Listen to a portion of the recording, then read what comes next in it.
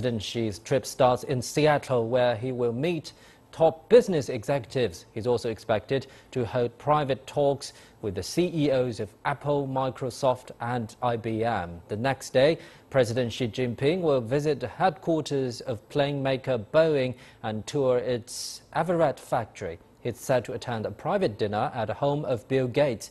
The Chinese president is also expected to deliver a speech at a round table where 15 chief executives of prominent U.S. companies and the same number from China will participate. Those companies come from a broad cross-section of industries, including internet giants such as Apple, Microsoft and Facebook, and China's Alibaba, Baidu and Tencent, as well as representatives of banks, food companies and steel and construction companies. CEOs from the two countries are expected to raise concerns about gaining greater access to each other's markets.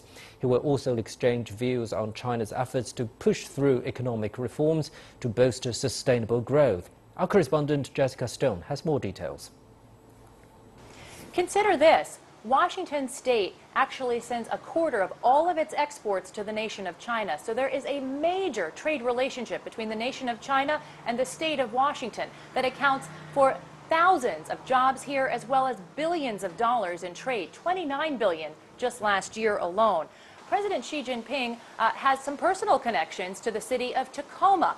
He was here in 1993 as a party official from the city of Fuzhou, and he came back in 1994, signed the Sister Cities Agreement between Fuzhou and between Tacoma. And now he will come back and try to meet with some of the same people he met more than 20 years ago. He's also going to take First Lady Peng Liyuan and tour a local high school, Lincoln High School, where he will also meet with students and teachers that have been part of an exchange program there. And we'll be following President Xi Jinping's historic visit all week from here in Seattle, then in Washington, D.C., followed up by his first-time speech for a Chinese leader at the United Nations General Assembly on Monday, September 28th.